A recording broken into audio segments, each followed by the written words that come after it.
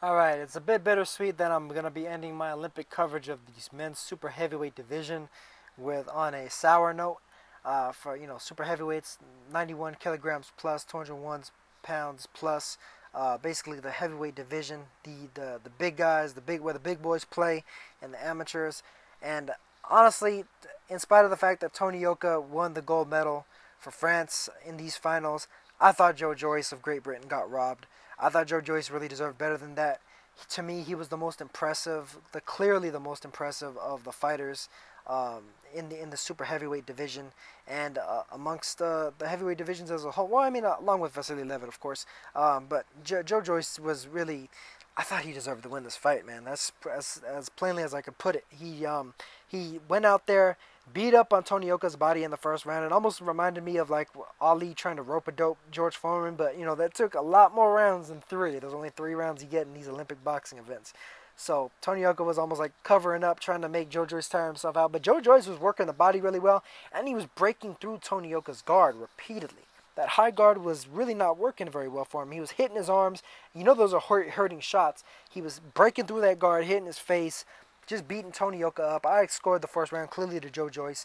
Tony Yoka did really well in the second round, landed a lot of clean, good jabs, a couple of 1-2s here and there. Got started to open up his offense a little bit more, so I can see the second round going to Tony Yoka. Even though Joe Joyce was still landing good shots of his own in that second round, like in theory that could have even been a swing round. Third round though was once again all Joe Joyce, hammer in his body, hammer in his head. To me, I thought Tony Yoka's old ankle injury, the thing that he was complaining about going into this fight, that he pretty much got from the Filip Hrgovic fight in the semifinals, Filip Hrgovic of Croatia.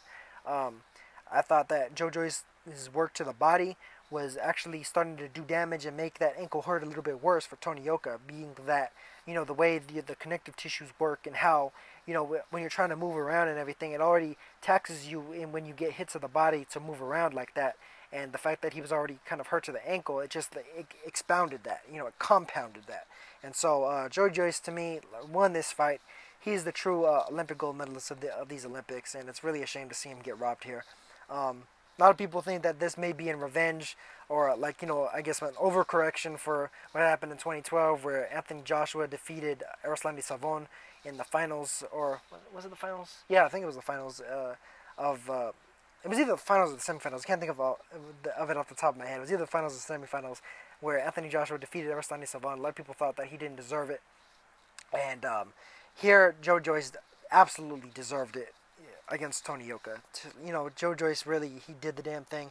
Defeated the favorite Ivan Dichko in the semifinals of Kazakhstan to get here, sending Dichko home with the bronze. Defeated Bakodir Jalilov of Uzbekistan, of a really solid Uzbeki boxing team, and in the round of 8 in the quarterfinals, and defeated Davison dos Santos of Cape Verde in the round of 16 by a technical knockout. He absolutely blasted him out of there. Joe Joyce was just an impressive fighter, and I think he's going to have a bright future in the pro ranks ahead of him. He's a 30-year-old. He's definitely going to, get right into the pro ranks and get it popping, man. I think he's probably going to be a potential opponent for Anthony Joshua as long as he manages to stay on the winning streak and keep it up. He's got a good pro career ahead of him. Tony Yoka, I'm sure, is probably going to stay as an amateur. Him and his soon-to-be new wife, Estelle Mosseli, who was the gold medalist for the women's lightweight division. I'm sure they're both going to try and medal once more in 2020.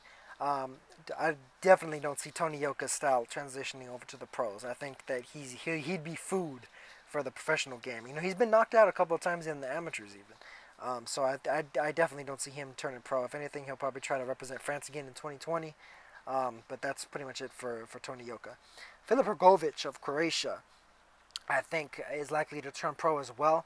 Very impressive fighter. Defeated Lenier Pero of Cuba by technical knockout in the quarterfinals, which was a very impressive victory. I thought even against Tony Yoka of France in the semifinals, he could have potentially won that fight. It was a split decision for Tony Yoka.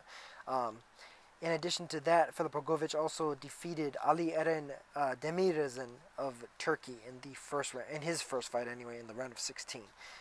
He's another fighter to look out for in the pro ranks. Ivan Dichko of Kazakhstan, another fighter that's I think a solid pro should he happen to turn pro. Of course, from Golovkin's home country, breaking the door in for some of these other fighters from Kazakhstan and Uzbekistan, Azerbaijan, etc. I think Ivan Dichko, a very big, strong, powerful fighter that could potentially do some good things as a pro. His defeat of Efe Ajagba of Nigeria was a very impressive one, because Ajagba is another guy that I think is going to be a very impressive pro. Very big puncher, big, strong, powerful super heavyweight. He has knockout power in spades. The type of fighter that you really want to see. He's a don't blink type of fighter.